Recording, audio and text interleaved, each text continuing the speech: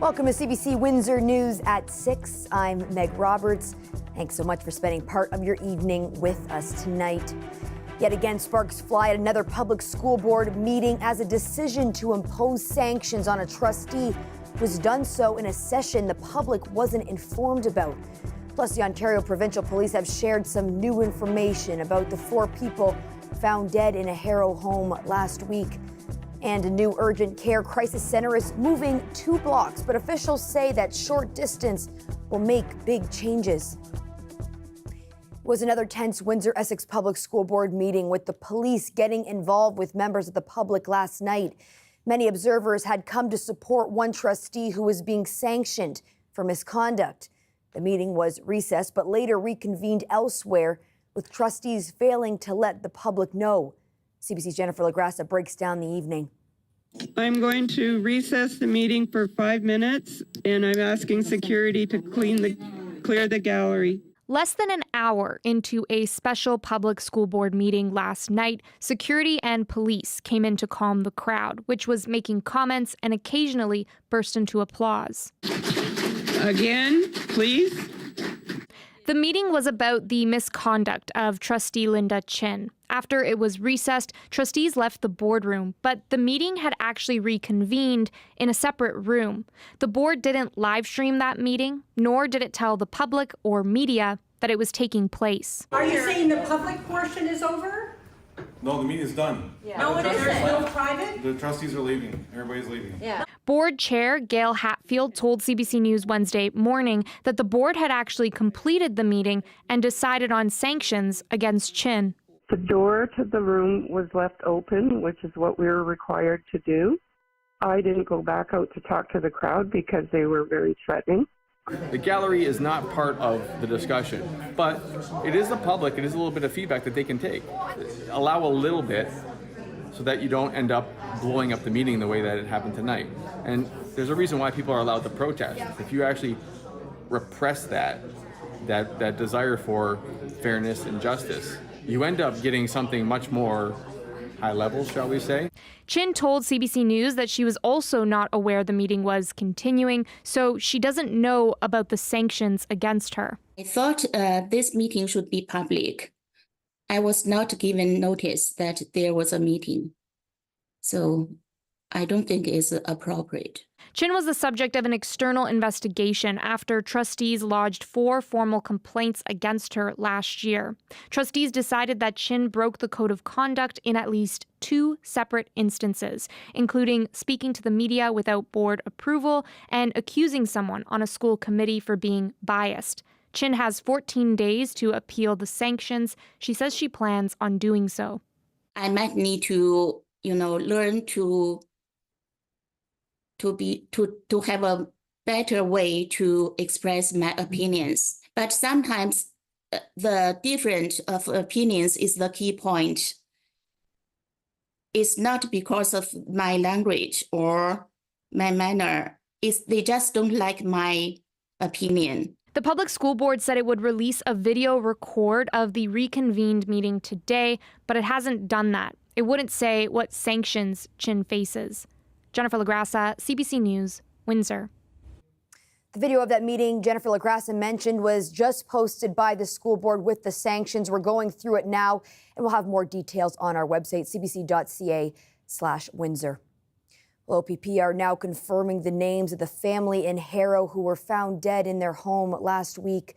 Police have also shared that officers went there to check on the well-being of a person at the home, but have not said why they conducted the check. CBC Windsor spoke with an Ottawa researcher and retired officer about what these checks typically involve. The way it manifests is somebody becomes concerned for a loved one or a neighbor.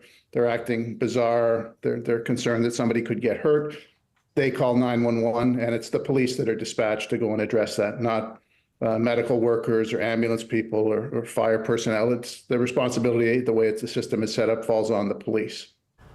Today, OPP released the names and ages of the deceased Carly Walsh, age 41, her husband Stephen Walsh, 42, and their 2 children, 13-year-old Madison and 8-year-old Hunter. The bodies were discovered June 20th. Police still haven't released the causes of death, but have repeatedly said there is no imminent threat to the public. Meanwhile, the Windsor-Essex Catholic District School Board has issued a statement memorializing Carly, Madison, and Hunter. The children attended St. Anthony Catholic Elementary School in Harrow. Their mother was on the school's advisory council. The board says the school community is struggling with the loss. Mental health and faith teams have been present at the school as the OPP's investigation continues. An urgent mental health and addictions clinic has moved to a new space downtown. It comes at a key moment when hospital officials are reconsidering how they deliver care. The CBC's Chris Ensing takes us on a tour. This site once housed an urgent crisis center for people with mental health and addiction needs. Those services have moved up the road, now inside Windsor Regional Hospital's Olat campus. It's open from 8 in the morning to 8 at night, 7 days a week, and it started on Monday. We do crisis intervention, so anyone who's coming in with mental health concerns, psychosocial crisis, depression, mood disorders, anything like that, they would come here, they would check in, they would have an opportunity to meet with a crisis worker. We'll do safety assessments, brief interventions, link them up with community resources, or if they need an emergency room level of care, we can kind of fast track them with a pathway over to the emergency department. That space is now steps away. There's a major benefit in connecting these services by a door instead of a city block. We were a few blocks away, so if somebody did need the emergency department, we'd have to call an EMS and take one of those trucks off the road. So those pathways already existed, but it's a little bit harder to get somebody to go even just 2 blocks down the street, especially when they're not in a great state or if they're in a state of crisis. So having people right here on site, we can meet them face to face, we can explain and introduce the services and start to gain a little bit of trust in how that transition is going to work. Healthcare leaders say this is the outcome of strong partnerships based on people's experience, accessing the services, and in a moment when flexibility is key. We'll tell you, treatment modalities and staffing models and models of care have changed with the times. And this is a transitional period. We have to do things a little differently because it's changing in the community. Healthcare needs are changing, healthcare demands are changing, and resources are very, very challenged. And something that I want to reiterate as well, we've done this in partnership with CMHA and with Windsor Regional Hospital with existing resources. We didn't go to government for more funding, so we're doing what we can with what we have. This site is also where the local crisis line will be staffed with up to 12,000 calls a year. This move isn't the only one being marked today. People accessing some appointment-based services with Hotel de Grace Healthcare will be sent to the old Sutherland building, with the hospital taking over 3 floors of the space. Chris Ensing, CBC News, Windsor. Tecumseh is getting some help funding a new sewage pumping station. Windsor Tecumseh MP Eric Kuzmarchuk announced funding today from the federal government to help pay for the $9 million facility, which is supposed to improve the town's availability to prevent flooding and heavy rain events. The CBC's Dale Molnar reports. Windsor and Tecumseh experienced unprecedented flooding in 2016 and 2017. The federal government has been promising funding to mitigate the flooding to both municipalities. In 2020, the town of Tecumseh received $10.7 million in disaster mitigation and adaptation funding. Today, more money. So today I am absolutely excited to announce an additional $3.6 million in disaster mitigation and adaptation funding to help protect Tecumseh from the threat and the risk of flooding and climate change. That's 40% of the total cost of a new sewage pumping station. The town will pay the rest. The new station will replace the one on Gautier Drive and will have newer and more efficient equipment. We're pretty much set at the rated capacity of 935 liters per second with our agreement with the City of Windsor. So it's more of a reconstruct of existing. We're not increasing the capacity, but we're definitely replacing aging infrastructure. With new infrastructure, we're also going to be raising the site so the pump station is not susceptible to flooding during lake flooding events. The mayor says they need the new infrastructure more than ever because of all the new housing soon to be built. We have roughly about 9,200 households in Tecumseh right now, and we're looking to add 4,700 homes in the next 10 years. In 2020, the feds promised to pay 40% of an estimated $90 million sewer expansion in Windsor. But since then, the cost has ballooned to $176 million. The city is trying to get the government to increase its share of the funding with no luck. But Windsor Tecumseh MP Eric Kuzmarchuk says he is pushing for the money. I will absolutely work with both Mayor McNamara, Mayor Dilkins, and other mayors in this region to go after additional funding. In the meantime, the city has put off doing some of the sewer work until the feds commit more money or will make future commitments. It will take some time before. Conversation is swirling about the future of Justin Trudeau as leader of the Liberal Party. This following the stunning loss of a by-election in the Toronto-St. Paul riding. The seat was won by Conservative candidate Don Stewart. It was the first win by the Conservatives in urban Toronto since 2011. We asked Liberal MP Eric Kuzmerichuk his thoughts on a leadership change. This is the team that delivered $10 billion in auto investment for this community, the single largest federal investment, bringing the electric battery plant here, bringing 2,500 permanent jobs here. This is the team that brought $200 million for housing to this community and $100 million for flood mitigation to this community. We keep delivering for this community, and that's where my focus is. Library workers for the city of Windsor could go on strike Sunday morning. That's if a deal isn't reached. Both sides have been in mediated negotiations after the contract expired on December 31st. President of the union representing workers said he wants a deal that ensures employees don't have to work alone, and said workers are open to a deal that increases Sunday service without cutting back hours on other days. But he says that means more resources are needed to do that. The union president did not say what type of action, if any, would be taken if the deadline passes without a deal. The westbound off-ramp of the EC Row Expressway at Dougal Avenue was closed today. In a post on social media, police said a truck rolled over and asked people to use an alternative exit. A police spokesperson said they did not have a report of any injuries, but CBC News observed one person on a stretcher accompanied by firefighters and paramedics at the scene. The number of people overdosing on opioids in Windsor, Essex is on the rise. The health unit has issued 3 alerts in just the past 5 days. Healthcare providers are working to improve ways to make resources for people seeking help from drug and addictions more available. Windsor Morning spoke with one employee at Hotel Dugrace Healthcare who deals with the issue directly. Nowadays, individuals who are using substances, illicit substances, you can't really know visually what you're taking. So, for example, an individual might be thinking that they're using a stimulant, such as cocaine, but in fact, that cocaine is cut with a number of other substances, such as fentanyl or tranquilizers, or another thing we're seeing are benzodiazepines, another class of drugs. And so these elevate the risk of overdose. We know that fentanyl is a very powerful opioid and has very, very powerful effects in the body and can result very quickly in overdose and death. Is the cost of these drugs in the streets changing, or are people getting it more easily now? Yeah, there's definitely improved access, and actually this is something that I recently learned. We had a physician down from London doing a talk on opioid use disorder. His name is Dr. Ken Lee, and he mentioned that the cost of drugs on the street has significantly decreased over the past 3 to 5 years, so much so that what you were able to buy, for example, with $40 is now $10. So a 400% reduction in cost. So when you're seeing those reductions, you're going to see increased access and then an increased problem.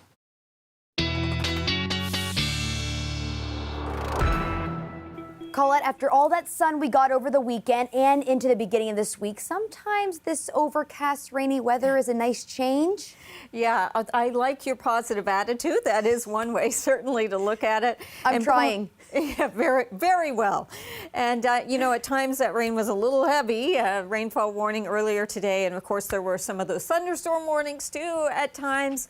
Strathroy, even a tornado warning at one point, as this whole line along this frontal boundary has been moving through. I thought we haven't taken our temperature in a while, or I haven't, so I thought we would do that, looking at our normal daytime high, 27 degrees, and our normal low is around 16. So keeping in mind, all right, The high was early afternoon, 25 degrees. But keeping in mind the low, that was from 7 a.m. this morning. And actually, as we get clearing behind this system, that's only the low so far. It will be dropping further as we head towards midnight. So it won't end up being the low for the day. We're headed back down into the teens. And I'll show you just how low we can go here in just a moment. It is going to be kind of a principal change that we'll be experiencing. The current ratings, we're back at 24 degrees, 20 for Chatham, Kent, and London, and Sarnia at 23. There's still some humidity, that's for sure, low 30s Windsor. It is going to be changing on that front as well, though, as the dew points start to drop down and some of that drier air gets filtered in. So the main line is gone, but there are a few little rogue cells that have popped up behind that. You can see that one. That's going to pass well to the east of Sarnia. Another one, though, pushing here, just coming together there in Michigan. And as that does, we still have the chance into the early evening of an isolated shower here or there.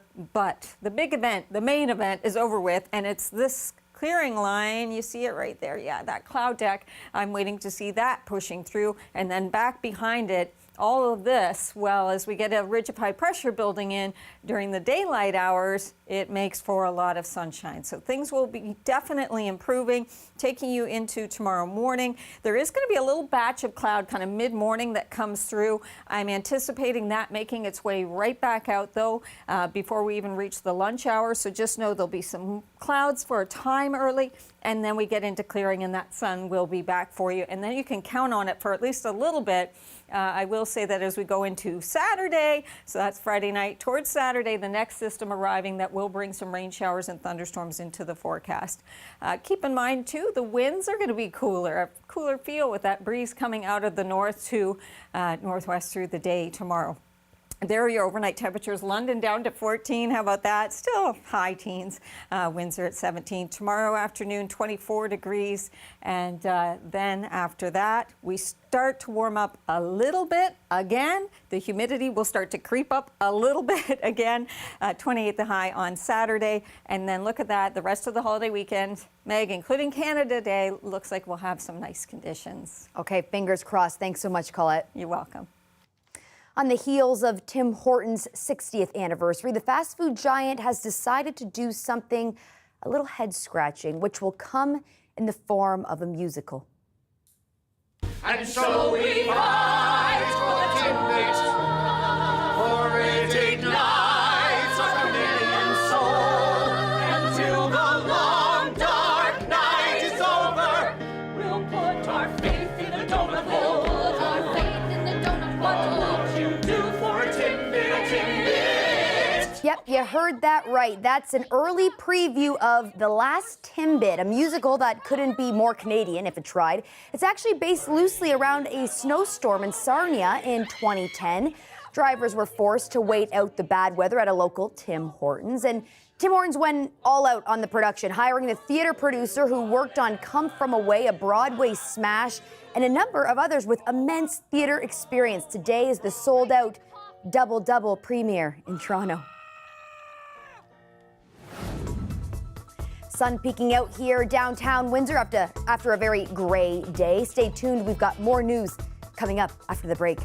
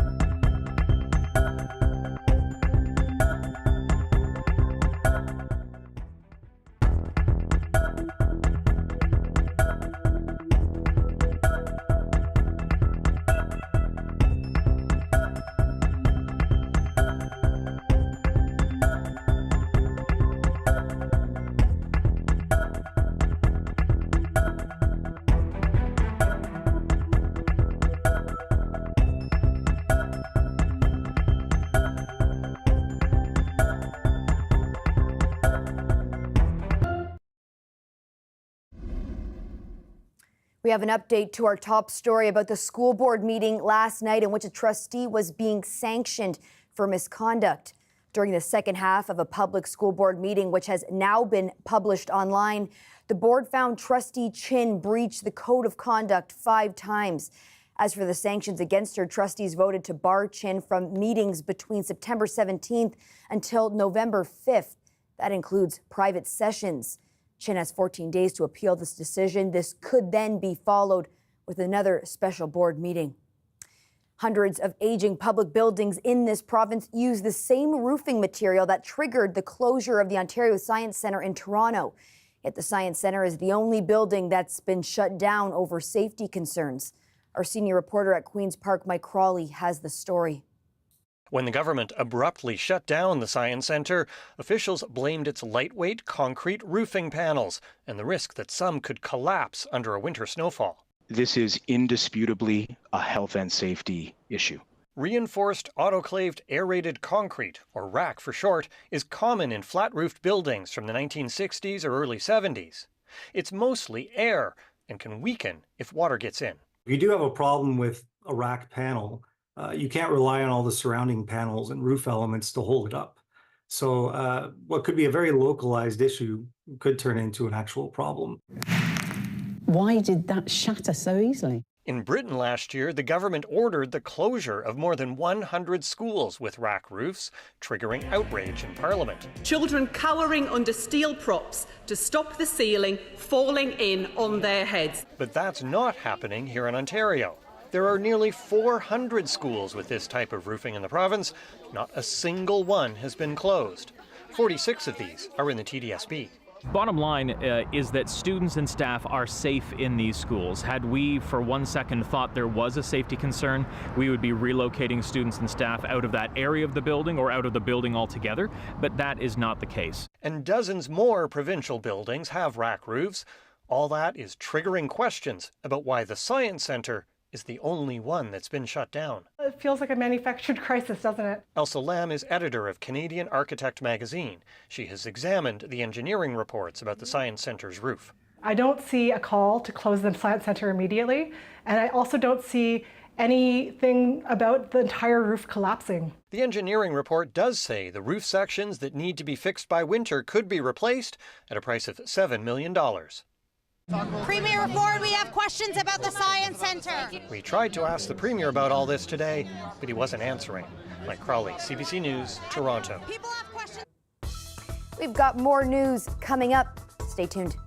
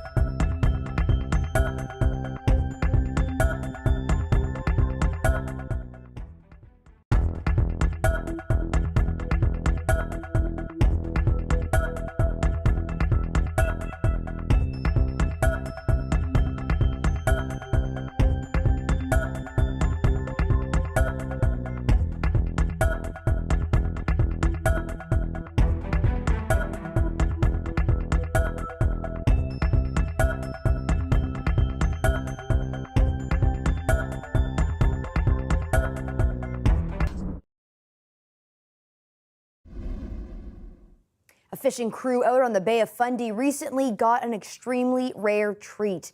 A glimpse of a fin through the fog soon revealed a whole pod of killer whales. And as Bethany Lewis and her partner Jason Taylor found out, the orcas appeared to be as curious as the humans filming them.